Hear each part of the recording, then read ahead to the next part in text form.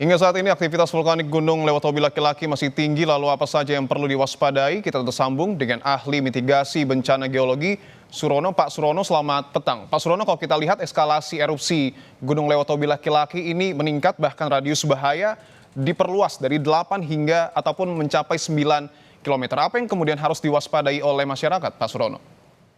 Oke, selamat petang Mas Dipo, selamat petang para pemirsa yang saya hormati. Jadi memang letusan Gunung Lewatobi Laki-Laki itu yang besar itu tidak hanya sekarang saja. Sejarah letusan gunung ini itu sudah sejak lama, bahkan tahun 1869 saja itu sudah menimbulkan korban. Bahkan letusannya bisa lama ini, Mas Tipo ya. Bisa 1 tahun terjadi letusannya itu. Antara lain pada tahun 1909 sampai 1910, kemudian 32 sampai 33, ya kan 39 sampai 40 dan sebagainya. Semoga tidak lama gitu ya. Tapi yang perlu diwaspadai sekarang adalah di darat. Di darat itu sekarang itu adalah abunya cukup tebal dan banyak dan tidak ada hujan nampaknya gitu ya.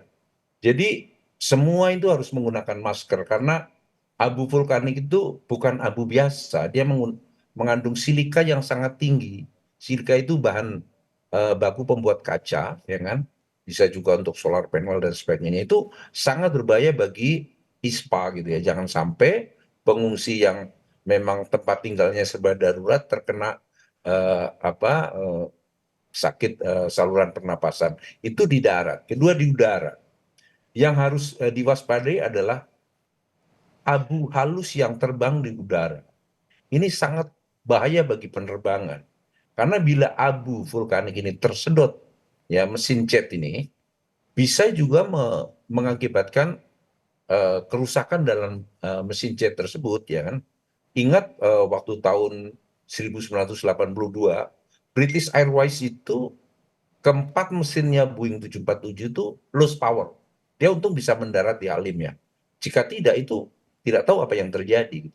Oleh karena itu ada Volcanic Ash Advisory Center adalah suatu pusat-pusat kontrol pengawasan keselamatan penerbangan dari ancaman abu letusan gunung api ya kan. Jadi itu diperhatikan di darat dan di udara. Itu yang perlu kita awasi demi keselamatan manusia. Begitu Mas Dipo ya. Ada dua hal yang tadi Pak Surono sampaikan. Yang pertama adalah dampak penyakit dari erupsi Gunung Lewatobi Laki-Laki, kemudian juga soal mungkin penerbangan, Pak. Tapi kalau kita lihat juga tentu ini adalah peristiwa yang kemudian setiap tahun berulang. Apa yang sekiranya harus diperhatikan oleh pemerintah? Karena kita tahu sekarang juga jumlah korban tewas kurang lebih ada 9 orang. Apa yang luput dari pemerintah? Apa yang harus betul-betul diprioritaskan pemerintah agar tidak ada lagi masyarakat yang kemudian menjadi korban? Sebetulnya kan saya ikut berperan ya Mas Dipo ya. Waktu itu masih aktif saya. Setiap gunung api di Indonesia itu mempunyai peta kawasan rawan bencana gunung api, ya kan? Kemudian cita-cita saya dulu adalah bagaimana peta kawasan rawan bencana tanah longsor, letusan gunung api dan sebagainya itu bisa digunakan sebagai data dasar dalam penataan ruang dan wilayah yang berbasis perlindungan pada masyarakat terhadap ancaman bahaya entah itu letusan gunung api maupun tanah longsor dan sebagainya, ya kan? Nah yang ini kan sekarang terjadi, dulu juga pernah terjadi, dan nanti pasti akan terjadi lagi hal yang serupa. Yang saya tidak tahu adalah kapannya, karena sesuatu yang pernah terjadi pasti akan terjadi lagi. Itu alamiah saja gitu kan.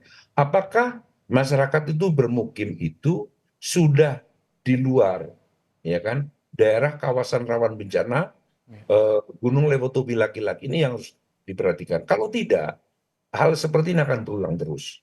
Memang ya, Mas Dipo, hampir semua daerah rawan bencana itu nyaman untuk ditinggali. Misalnya daerah rawan bencana letusan gunung api itu daerahnya subur, air melimpah juga.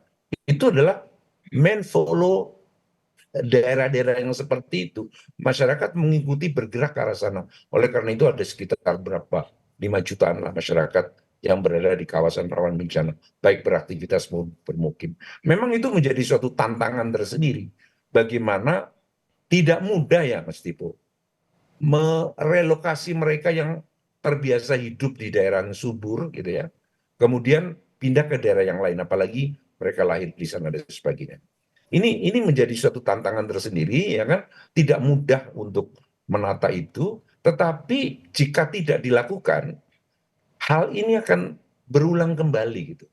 Ya sekarang tinggal bagaimana ya kan, apakah masyarakat menerima seperti ini ya kan, suatu saat akan terjadi seperti ini gitu kan, dan pemerintah akan repot mengurusi seperti ini atau menata ulang ya kan. Ada wilayah itu gampang diucapkan memang, Mas Dibo, tetapi sulit untuk dilaksanakan ya kan, karena menyangkut banyak orang ya, menyangkut juga hidup dan penghidupan masyarakat. Tetapi hanya itu, kita toh tidak bisa melawan lewotobi laki-laki. Kita yang harus bisa menyesuaikan. Dia ada masyarakat atau tidak ada masyarakat di sana, dia akan meletus seperti itu gitu loh. Ya.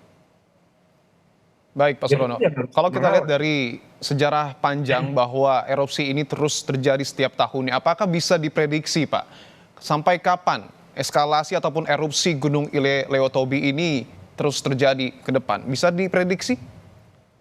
Kalau diprediksi dalam arti begini, tanggal sekian, jam sekian, itu akan terjadi letusan dengan intensitas sekian. Itu tidak bisa. Ilmu dan teknologi apapun tidak bisa. Termasuk gempa bumi juga tidak bisa diramal seperti itu. Tetapi dari sejarah, letusan Lewotobi lagi-lagi intensitasnya seperti itu. Kemudian ada pemantauan di sana. Ya, ada pemantauan aktivitas Gunung Lewotobi lagi-lagi. Yang ada adalah mengetahui tingkat aktivitasnya. Misalnya peringatan dininya adalah normal, waspada, siaga, awas. Tetapi peringatan dini ini bukan untuk meramalkan kapan terjadi letusan gunung api dan berapa intensitasnya. Ini hanya mengatakan bahwa ada hak gunung api untuk menyandang gelar aktivitasnya, misalnya siaga, awas, dan ada hak masyarakat harus bagaimana untuk mengantisipasinya. Itu. Jadi hanya mengatakan, Baik, kalau ini umpamakan begini, kita tahu mendung bahwa itu tanda-tanda mau hujan. Kapan akan terjadi hujan? baik, Tidak Pak tahu. Surono. Yang penting bawa payung gitu loh. Baik, baik. Kami sudah dapat poinnya, Pak. Artinya dengan melihat kondisi sekarang, kewaspadaan itu betul-betul harus dipegang oleh masyarakat dan juga pemerintah. Terima kasih, Pak Surono, atas informasi Oke, Anda. Sehat-sehat ya. selalu.